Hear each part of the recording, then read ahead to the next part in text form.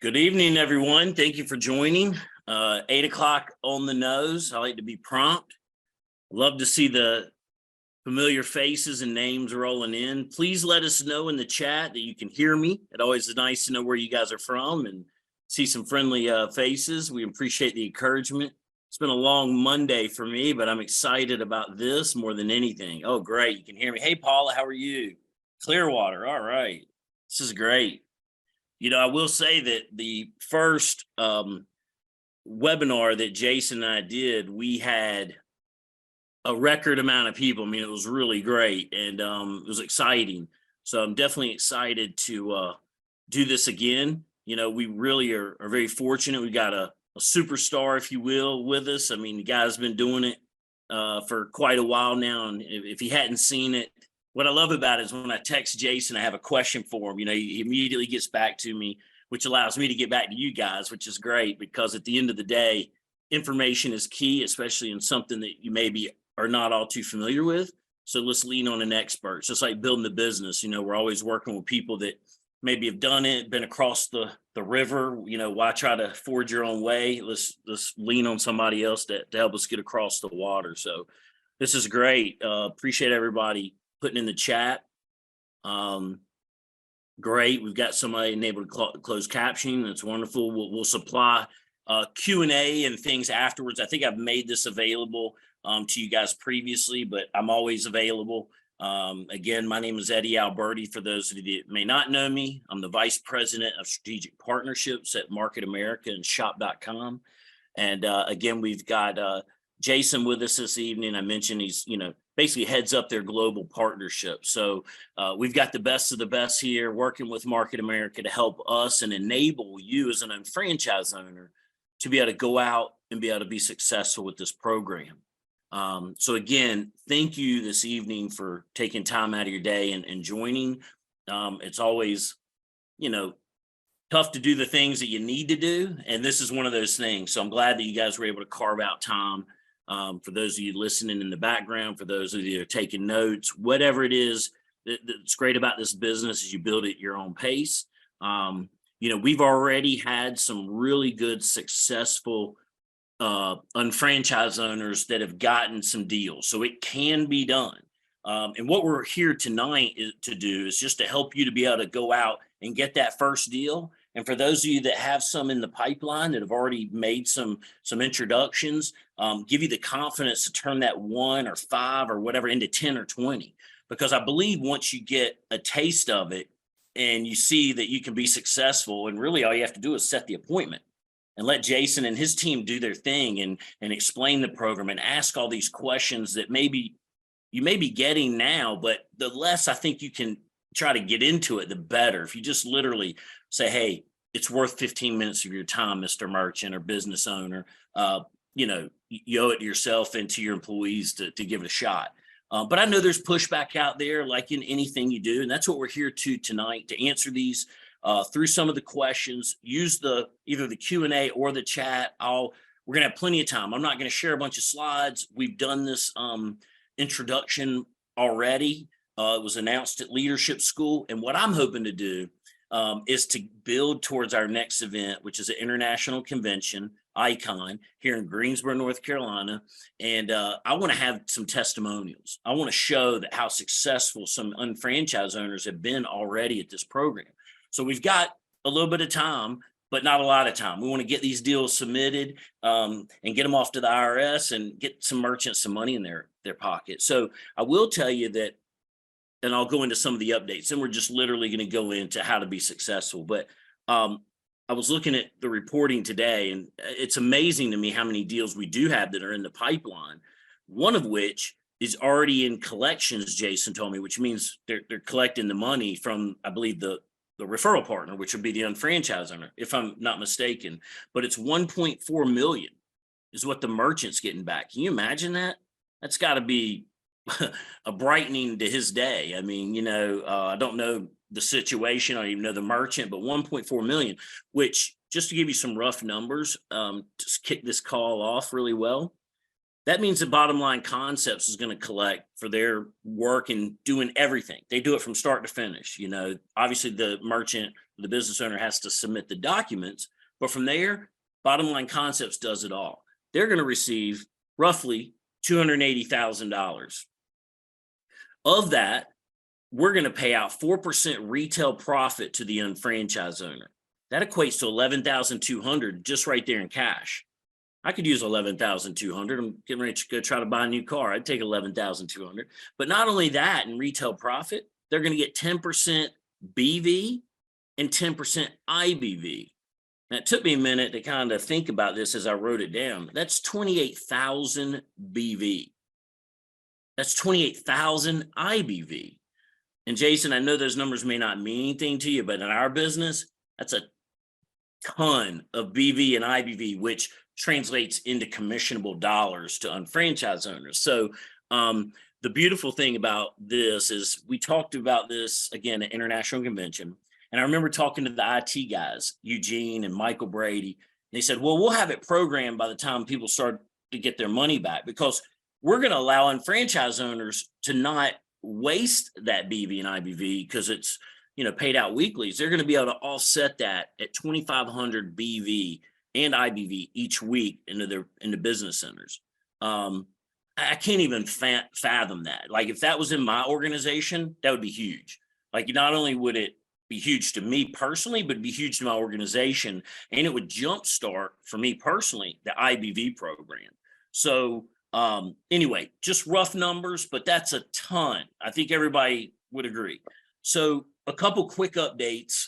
Again, for those of you that may be new to this, we have done a webinar before. It's available on Unfranchise on the ERC Learning Center page. So if you haven't, you're looking for the nuts and bolts of the beginnings, go there and watch that, because we cover a lot.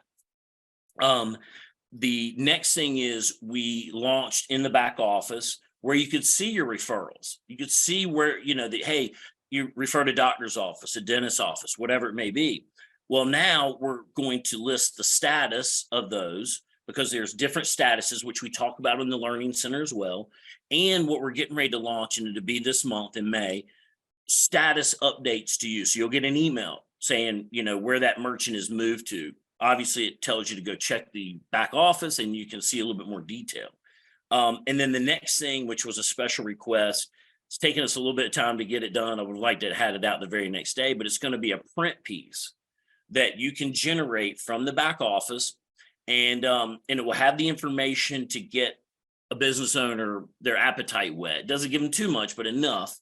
And it's got your QR code on it. So it generates it specifically and individually for each unfranchised owner, allowing you to basically leave it behind. We'll get into this a little bit more, but obviously always face-to-face is going to be better. Getting the merchant to schedule a call immediately right then for the next day is going to be the most successful. Cullen Haskins said, hey, I just put it on my phone. I put it in my notepad. And as I'm talking to him, I say, hey, we're going to book it now. And I think that's probably going to be the best way, but there's people out there doing email. Many of you may have already gotten some. There's doing text messages, robocalls. I mean, there's a number of different ways, and you have to find what works best for you. But the print piece will be successful, I think, especially when you talk to someone and maybe they're not the decision maker, but they're interested. And they say, hey, can you give me more information? You can give them this print piece. They have the QR code. They give it to the owner, manager, whoever it may be, and they're going to make sure they sign up using your referral link. So I think that's going to be excellent. So now what I'd like to do is, again, use the Q&A, use the chat, which I think we've already got some in there, but I would like to just open it up to questions that you may have. I will read these off to Jason, or Jason will be looking at them too, but I want him to be able to spend time with you guys answering questions and giving you what he sees as some of the best practices and approaches, because he's done it. And I don't even know how much you've processed in ERC, but I'm sure it's a lot, probably enough to make anyone on this call happy. So a couple questions that just came in. I think I've already. Let's get started here. Let's go. Yeah. Hey, everybody. Thank you for showing up here tonight.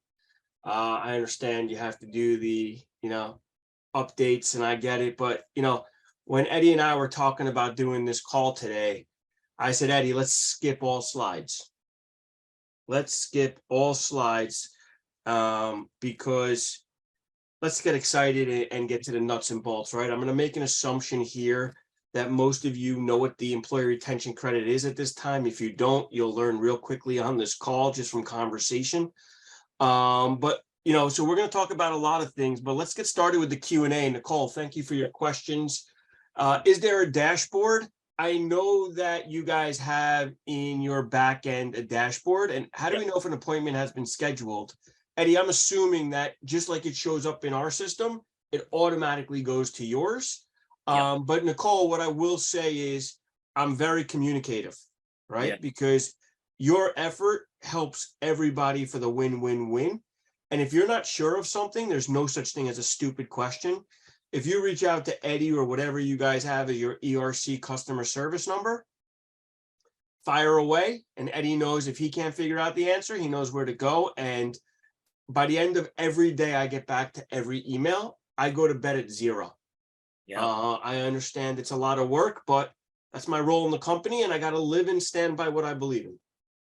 And you do a great job, so thank you. So, Eddie, what I've learned needs to be the best ways to get going is, why don't we let people raise their hand and if they want to start throwing ideas, it doesn't have to be questions about scenarios. Okay.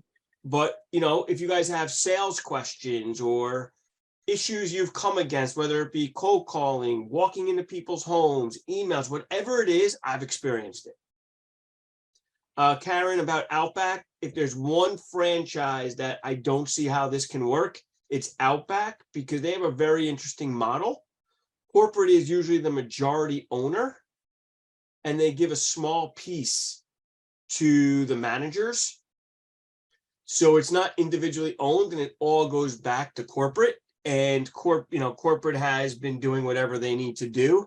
That might be the only franchise that I know of that's so popular that unfortunately it is someone we can't work with, because I've had the conversations multiple times with these managers.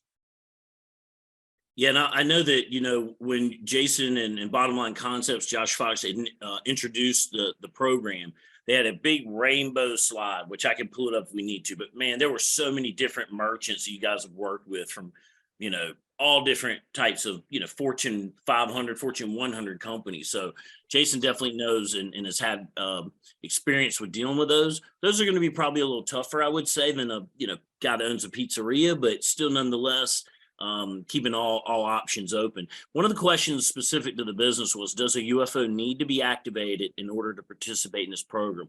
No, just like in other, purchases, that business volume and internet business volume will just stay in those banks until they are activated, but you would earn the retail profit. Okay. So, keep going. So anybody raising their hand? So, but by the way, Eddie, so Ruby Tuesday, again, that's a franchise, and it's probably owned, if I remember correctly, by each store is individually owned or owned by a franchise that might own multiple stores. So to me, it's just a matter of asking that question. I think Ruby Tuesdays does fall under the franchise model, which would be a go. Another question specific to the business was, can a sales rep participate in this program? They most certainly can. Again, that the main thing there would be the retail profit, but it would help the organization. And I've looked at, because I've had a couple scenarios come up where I've had someone that I thought would be really good at this program. I'm like, hey, I'll just sign them up as a sales rep and get them going. So you certainly can do that. They don't necessarily have to be a UFO. Next question is, when will this launch in Canada? We are working on that to launch, I would say, this month in May.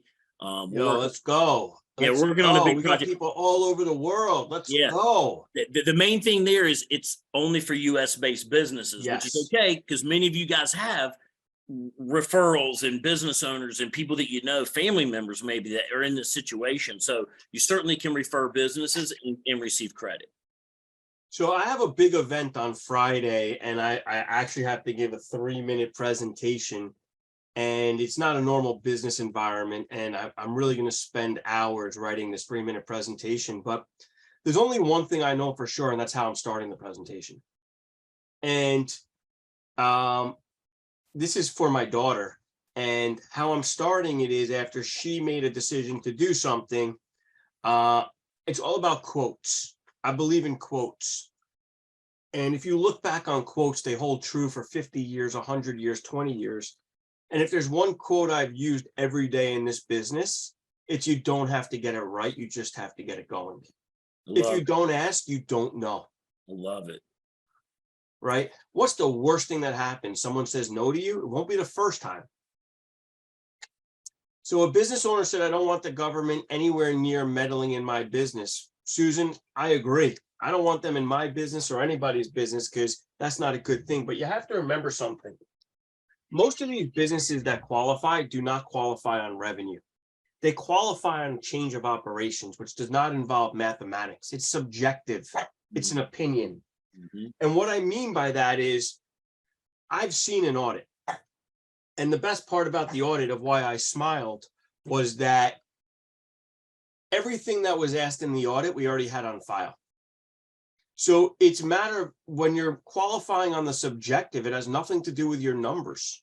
It has to do with your payroll, 941s, government orders, and what reasons you're using to qualify. And that's subjective. So to me, the intrusion of the government going through your financials, which is what everybody's concerned about, is, I wouldn't say a moot point because I don't know what these people have done in the background, but for the most part, it really doesn't, I don't really think it's going to come into play. Or at least so far in the 2 audits I've seen, revenue has not come into play. Yeah, that's important. And what are some of the examples of businesses that think they don't qualify, but they do? I know that like Tony Robbins' example was used when we were initially talking. I mean, even Market America, is doing it. And, our revenue went up during COVID, but we had to go from, in-person events to online. So I call this business specific. Shockingly to me, to this day, I still get restaurants who say they don't qualify. So to me, any business owner, any decision maker, it's worth asking the question. That's just my personal opinion in this game. Sorry, guys, but my dog is going nuts. All right, you got a life. It's my best friend. Yeah. So my whole point to you is it's just a matter of asking. There's no such thing as a good answer or bad answer. I mean, I've seen the most crazy businesses come into this. I've seen restaurants say, I don't qualify. It's all over the place. Yeah. Michael, you ask a good question. I'm a hunter, seeker, salesperson. I always say knocking doors is better than over the phone. There's nothing better than putting a face with a name. But that's not for everybody. Some people rather cold call. Some people rather email blast. Some people, I've seen everything work. It's a matter of what you want to put into it, what you think you're best at. Tips on cold calling. I'm going to be honest with you. I've never cold called. But again, it's the same thing. It's a matter of taking that question of whatever you want to ask and saying, what most people I'm seeing do it, say, hey, did you get PPP and the EIDL? Well, there's something out there that's even better, right? That's one of the answers I've seen that has worked. But overall, it's a matter of asking someone, did you file for the employee retention credit? I will tell you with cold calling, just have a little bit of knowledge because the conversation is not going to end there, right? People who are email marketing, some of the best I've seen, they don't put their links in the email because they want it to be a back and forth and then book the appointment for them. There's all different ways to run the gamut in this business. There's no way that I would tell somebody doesn't work because I've seen everything work. We have cold callers in Australia. They crush it. They wake up late and get it done. Yeah, that's interesting. And one of the things that I kind of picked up in some of the material you had, and I believe when Josh was speaking was, maybe the first place to start is where you spend your money. You go to the dentist, you eat, where are places, businesses that you're spending money, and think about it because you're a patron of theirs already. So to some degree, they're going to at least probably show you some courtesy, you're talking to your dentist, place that you go out to eat, that type of thing. You've already got a little bit of a rapport because you've been there before, you're a customer. to me, that sounds like that makes sense. But again, to Jason's, each is your own. Eddie, that's a great comment. I mean, to me, I live that, right? Every dentist office, doctor's office, think about where you start your day at the bagel store or the deli. You got to get your clothes dry cleaned sometimes, right? Then you head off for lunch. Maybe you grab a cup of coffee at a local place. Maybe you go to the movies, right? Maybe you go to a retail store. Everything is in play in this game. Everything is in play. That's great. There is not, maybe you take a car service instead of an Uber because you're with 5 people and you need it to be a perfect day, right? Those car service. And then maybe at the end of the night, you have to go to a networking function at an event space. They qualify too. So the only thing I tell people is don't try and be something to everyone. Pick the route you want to go in going after this business and try that. Because if you try everything, you will fail, because I'd rather do 100% of one thing than 50% of 3 things. Yeah. A couple of questions are around CPAs. And I know we've talked about this before, but the first one was, how do you respond when the owner says, my CPA says we don't qualify? So great. And this is the most important topic because it happens every day, right? So sorry guys. So what we say is this, right? What I say is, if you give this to 3 people, you get 3 different answers, right? Some CPAs are only looking at revenue. Some CPAs some companies are just looking at revenue, like CPAs. It's very specific. Some people are taking this all the way to the end. We follow state executive orders, which we're not necessarily going to get you the most money, but we're following how this program was written. We're going to do it the right way. Yeah. I love that you said that. Love that. Right. I mean, listen, we're going to leave $5 billion on the table when this program is said and done because of our feelings on Q3. If we do Q3, we're going to pick up another $5 billion in congratulatory emails, but that's not how the program was written. So we're not going to do it. And when you say Q3, you mean Q3 of 2021? 2021. Yeah. Yeah. Right? And I had let's stay with the CPA subject, right? Yeah, CPAs, if you think about it, the CPAs, they specialize in financial returns, and yes, they have to be involved, but this is a payroll tax. We have a staff of probably 30 to 40 people that are just following the legislation, following the code, answering questions in regards to government orders, because that's what this is based on. The CPAs aren't doing that. Listen, when you do your tax returns, right, as a business, and you're doing your assets versus liabilities, if it doesn't have a zero sum of matching perfectly, guess what? You got to keep diving deeper to figure the problem out. That's what a CPA does. We're doing the same thing in the employee retention credit. We're following rules and we've become the best at what we do. And I will tell you, just from my experience, I have a friend that owns a valet dry cleaners in the golf course area, Pinehurst. And, when I first approached him about it, he said, yeah, our CPA said that we don't qualify, that we shouldn't do it. And I said, well, which is it? You don't qualify or you shouldn't do it? And it's funny how people just have these perceptions, because at the end of the day, the real truth behind it was his CPA said, hey, you have a cash business, we've been filing tax returns for the last, 40 years. And he was advising him not to mess with it because he didn't want to incur an audit. And I said, Dad, I don't have any control of, and I can't answer those questions. But as far as the ERC goes, based on what you've told me, and I suggest you schedule the call, sounds like you qualify.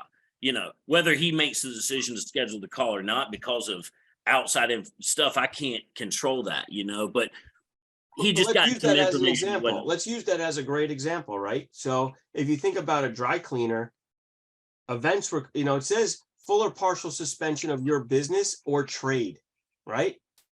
Hotels were closed, event spaces were closed, Pinehurst didn't have their event, right? They qualify. Yeah. Right? As long as they kept employees on the payroll, they qualify. Yep. Another one about the kind of CPA and tax return is, would you go into more the way past tax returns may need to be adjusted if ERC comes into play? And what support does Bottom Line Concepts provide in this situation? Perfect. So, Susan, that is a great question. But the last time I checked, nothing is 100% taxable, right? So they're still going to work out ahead. But what the IRS says is that you have to go, this is not a loan that has to be forgiven like the PPP. This is a tax credit that you do have to pay taxes on. Mhm. Right? So you have to go back to the amended periods and lower your payroll expenses, which will cause a taxable event, assuming that you're profitable or break even. Even if you're at losses, it's going to write off some of your losses. But you're still going to be ahead of the game. Now, in regards to the audits, we want to be your first phone call. Like I mentioned a little while ago, I've seen the audit letter and it put a huge smile on my face because all we've been hearing about is penalties, penalties, penalties. There's no penalties as long as you answer the questions, right? This is subjective. The only time you get penalties is if you don't pay the money back when they tell you you have to pay a portion of it. This is a win-win-win for businesses. Great. The other one in that same vein is, would any CPAs partner with us? In other words, I'm sure you guys work with CPAs now. So I'll use myself, okay? I personally work with 2 CPAs, right? Their exact words were, this is subjective. I don't want part of it. I don't have a staff for it. I'm going to give it to you. Just take care of my clients. And what I can tell you is I have one CPA that's done 29 million. And I have another CPA out of Massachusetts that has done, I'm looking up the real number, 14 million. So myself, I have two RPs that have brought in $43 million. And by the way, they're the best because remember, that means they're for it. So they all sign and submit to the IRS, right? If you take 10 accountants, you're going to get 5 different answers on this program, right? What's an accountant's job is to be subjective and interpret rules the way they want to. Another question, heard previously there was a cap on the number of employees. Is that cap 500? So here's what I'll say to you. I saw that question. Nicole, I saw that question. Great question. Here's what I'll say to you. The best part of this program, where all the meat and the juices, is under 500. What the IRS says is 100 or less for 2020 and 500 or less in the quarters that you qualify for 21. The issue is if you end up going over that number, and it's based on 2019 FTE averages for the year. If you go over that number, you can't include payroll when you're calculating your number. So again, the sweet spot is 5 to 500. To 500, right? So less than 5, yeah, somebody can still submit using their CPA, but there's not enough in it. Well, it's not a matter of being enough in it, right? But just from experience, what happens is they have a lot of family members who work for them, right? It's a small family business a lot of the times. And at that point, the only thing the IRS says that people don't like is that no family members are included when calculating. They take out all family members. So 5 to 500 is a sweet spot. Sweet. I mean, that's a nice sweet spot. Yeah, I'd like to find a business that had about 150 employees myself, you know. I know they're out there. They're all over the place. Yeah, here's one.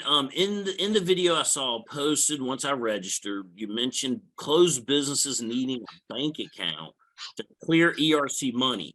How should that question be handled? I got someone I want to talk to in this situation. They sold their restaurant about 8 months ago. Is this a time killer or worth a stop? No, it's 100% worth. Who's asking the question? Michael. Michael, how you doing, bud?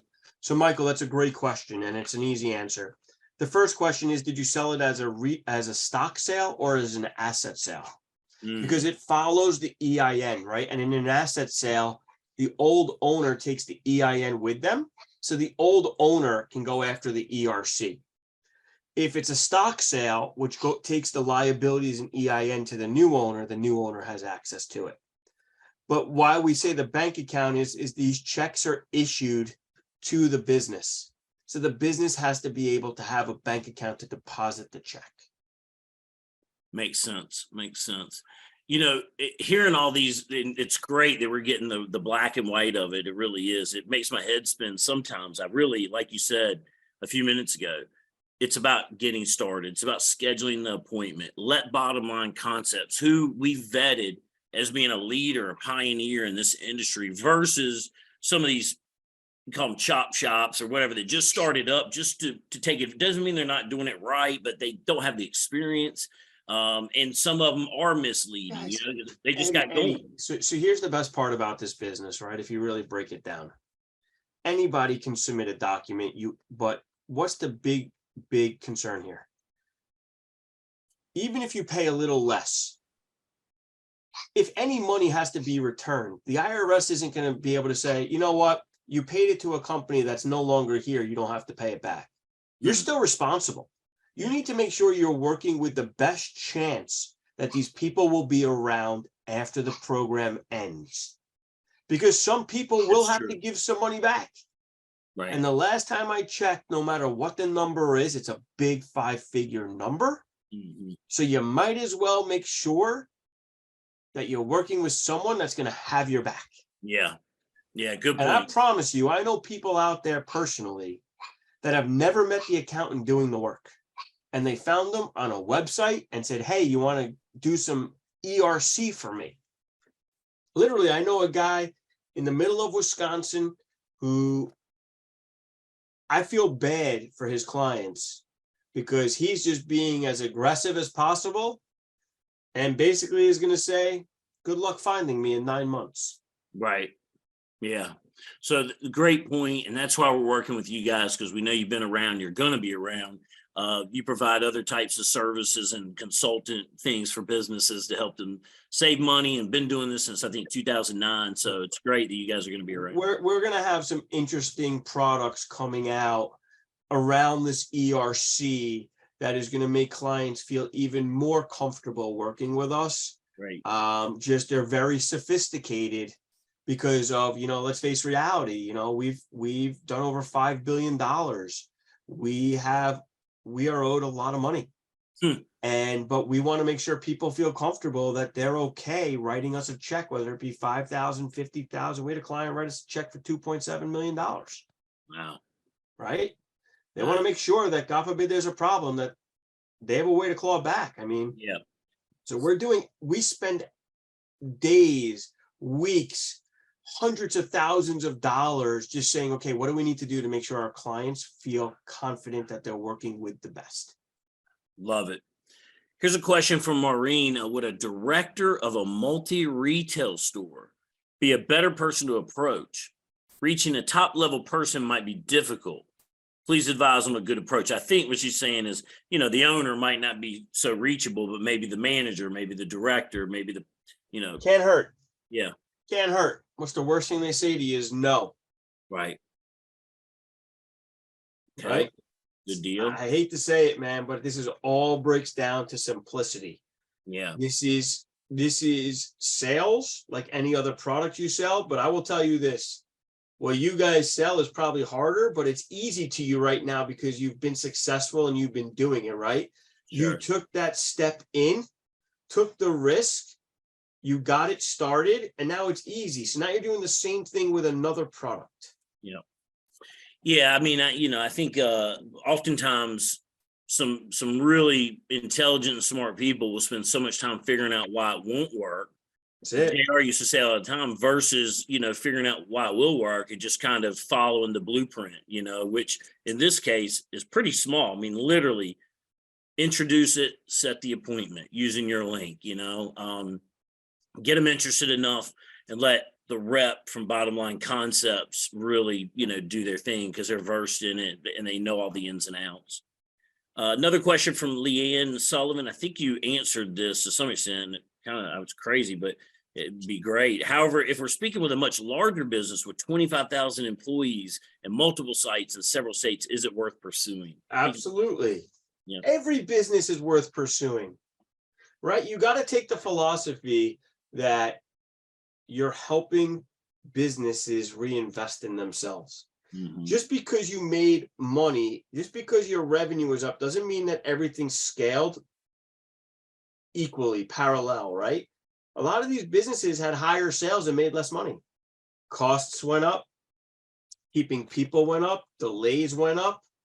So at the end of the day, this is worth a conversation with every business. Now, will a business with 25 employees get back 10,000 per employee? No. It's going to max out at let's say $2,000, depending on the industry. But the last time I checked, the check for 50 million ain't so bad. I'm excited about the referrals that we have in the system now. I mean, there's several that are, like I said, $500,000. That one is 1.4. I mean, Yeah, it's so gonna- what's cool is they're all in the ERC submitted to the IRS, which means they're going to go Yep. through processing and it will get to the finish line. right. One of the things you said to me early on, I remember you said, once you have a rep, an unfranchised owner in this case that gets it, maybe they already have a Rolodex, if you will, of referrals potentially from they can approach, or maybe they don't, but they get it. They get one referral, then it's two, then it's five. Like, it's the person that can do that can easily turn a few amount of deals into 10 or 20 or even more, because they get it and they know how to duplicate it, once you get them going. So I think that's what we're here tonight for, is because, for those of you on the call, even by the substance of the questions, you're already thinking in the right direction. You've got some experience, it sounds like. And to Jason's point earlier, you just got to get going, and once you get that first deal, 2 or 3, it's probably pretty easy to get to 10. I mean, I don't know what the statistic is now, but I do remember you guys mentioning that like only 76 or 74% of the businesses that are potential, that qualify out there have applied. No. It's the other way around. All the way around. I would say about 30% of the businesses that qualify have gone through the program. We still have 70%. Yeah. And so there's a why lot I out believe there. everybody likes to say, I wish, right? We live in a world of regret and we wish, but here's what I'll say to everybody that I talk to. Now is the perfect time to get into this, because if you get started now, just wait to the fall. Now, I will tell people in November, yeah, I wish, because remember something, there's going to be a major sense of urgency come the fall. So you might as well practice now and make it to the big leagues in the fall, when this program is going to go nuts. And why is that? Why is the fall? Is that because 2020 will be kind of closed out? That's right. And the marketing is going to change to, if you don't get this in now, you're not going to get 2020, which is up to $5,000 up per employee. Because remember, come a certain time, it's not up to 26 anymore. It's going up to 21. Okay, got it. Okay. So I think that to everyone on the call, what I get out of that is, now's a great time to be practicing, trying out your strategies, getting some referrals in, but there's going to be more players in the space come the fall, and the marketing is going to change. And so there's not going to be more players. There's going to be more businesses that say, okay, I'm not listening to everybody anymore. I'm just doing it. Yeah, gotcha. There you go. Yep. So, get the word out now. Plant those seeds now, get some appointments set up, and go ahead and take advantage of it while it's still fairly fresh. Because right now, the few people I've talked to are still like, they always think of the PPP money. They don't even know what the ERC money is. And, or if they have heard of it, they just have brushed it off, think they don't qualify because maybe their revenue wasn't impacted. But we've talked about tonight that that's not the only indicator here, so it's a subjective response, and there's a lot of different qualifiers. And we talked about it. Jason hit on a few. I talked about a few, where businesses that were in person or taking payments that way had to go to online, or even my buddy that owns storage units, it changed his business in a lot of ways. He collected money. So, you can't block anybody out. And that's what the business owners have probably done. They just don't know enough about it. So that's why we're here to educate them and get them signed up to schedule a 15-minute call to get their questions answered and find out if they do qualify. It's not too hard. At the end of the day, like Jason said, all you can do is say is no. You go to the next one. Let's see if there's any other questions that we got. This is good info. I love it. I think that is anybody working on a certain deal that they feel stuck and they need some tidbits or some ideas to help get it to the next steps? That's great. Here's one while we have that coming in. If anybody has that, please clarify which quarters are impacted. 2020. Q2 2020 through Q3 2021 is the program. Okay. But unless you have a revenue decline, most businesses end their qualification, according to us, at some point in the second quarter of 21. That's why you said earlier the third quarter is when you guys are probably bypassing a There's lot. nothing better than the third quarter because there's nothing in your way to hit the maximum. Hmm. Okay, great. Let's see here.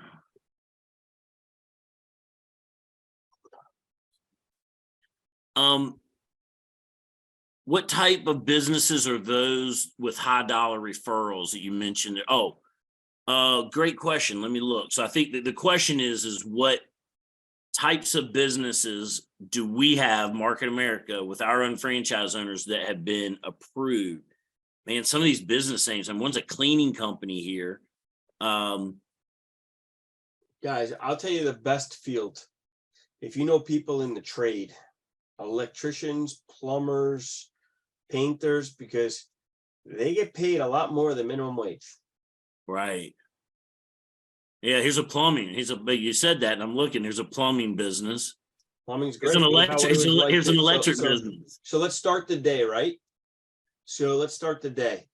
In 19, they'd probably put 4 people in a truck.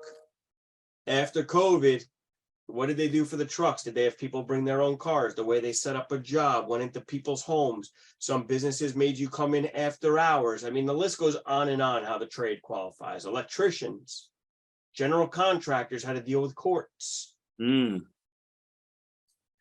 And those types of businesses, are they less inclined to have W-2 employees, or is it just depends? Most of them have W-2. Okay. If you Great. don't ask, you don't know, but most Yeah. businesses have W-2, even if it's a low wage and they want to pay cash on the side. Look, we're not here to get into that, Right. but they put something on the books. Bob, good question. Nonprofits, it works the same exact way. How did the nonprofit operate in 19 versus after COVID to raise money, depending on what they're doing? I know one that helps children. They couldn't have their in-person meetings. They went to teleconference. What if the business had to reduce the number of employees below the required 5 because of the lockdowns? So the question, but again, when did they, at what point did they put them back on the payroll, right? Is there a time frame within the time that you're allowed to qualify where they had more than 5? I'm talking with an excavating company that didn't have any impact on their revenue, but they were unable to hire truck drivers. So hiring truck drivers is not a reason to qualify. But what were they excavating, right? Like, were there permits? Were there certain things that had to be done where you needed town? What am I looking for? What's the word? Permits. Permits. You needed the surveyors, the building department come out and inspect. Like, what happened on their job that was affected by government order? Unfortunately, hiring is not a reason to qualify. Let's face reality. A lot of people, it's cheaper to stay home. I mean, you made more money staying home. I'm going to share in my in the chat too that I'll put the ERC email that we add your email box, just so you guys know it comes directly to me. I've got a few other people that are helping me manage it, just because at first my email box was so flooded, I needed a little help. But I'll put the ERC email in here, and I'm also going to put mine. Just don't share it with anybody else. It's only on franchise owners and because you guys are like my family, but I'll put it in here in case after the fact or tomorrow. And if you guys have a direct line to me, you got a direct line to Jason. We text every day.